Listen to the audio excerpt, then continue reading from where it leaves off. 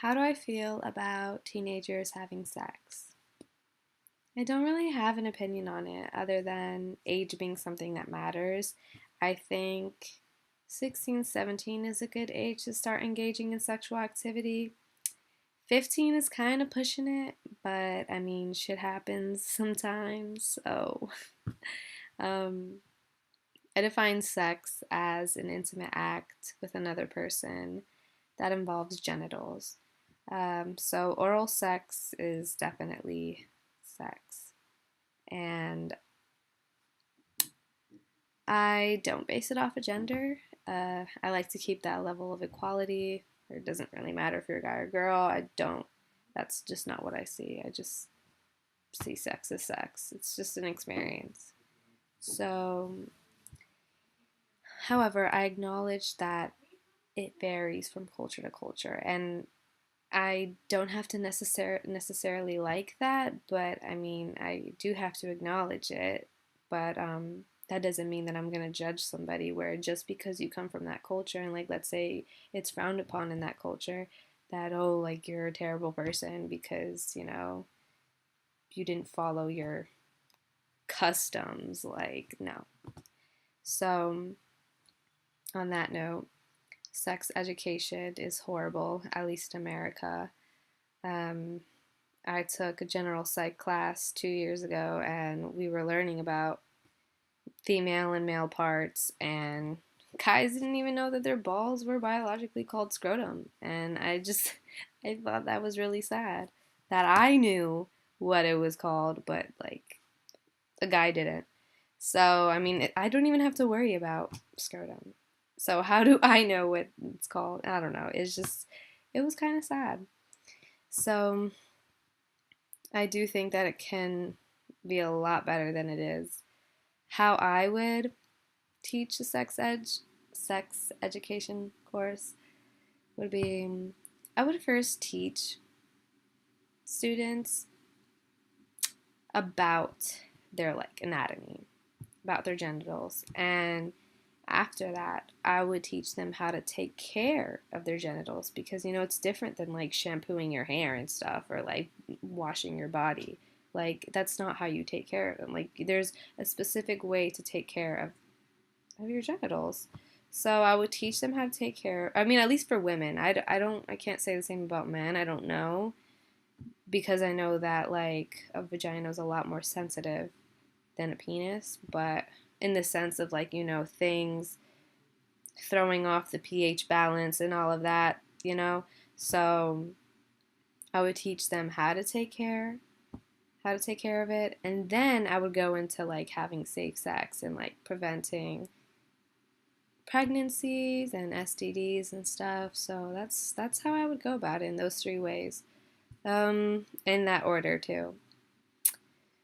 Um, I think teen sexting is risky. I would highly not recommend it because people aren't trustworthy and it's just safer not to put yourself in that kind of predicament. So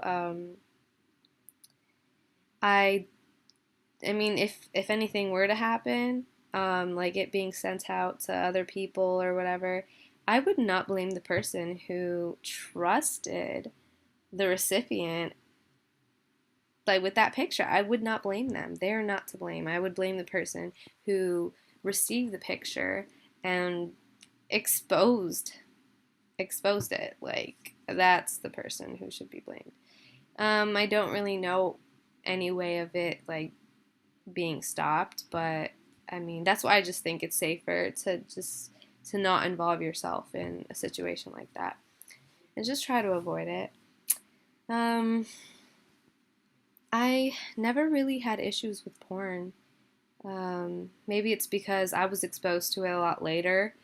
Like when I was 18 years old, that's when I was pretty much first experienced to porn. Um, but I did some research and it affects adolescent boys and girls greatly. And I honestly, I had no idea because I don't get that feeling of, oh, these are such high expectations, like I'm supposed to look like this, and if I want to have sex with somebody, I have to have big boobs and this and this and that. And like, or for guys, I never thought that, oh wow, like they think that they need to have this like big penis to like be able to get a girl and da da da and have her reach climax. Like, I never really thought that those were issues. The only issue I see with porn is that, yeah, I guess it can like have a high expectation of sex, but like the feeling itself, like, in the sense that sex kind of looks overrated. Like, I mean, because if you notice in porn, they moan like crazy, and it's like, okay, y'all are just over exaggerating because like this is just no. You guys are doing the most, super extra, and like that's the only like I guess the feeling alone I think is like over exaggerated and really specified, and I'm just like, is sex even really like that? Like I don't know. So um but what I read was that in the ages of 12 to 20, at least for boys, that's when their plasticity is like most, or well, most flexible after, then they reach, after they become an adult.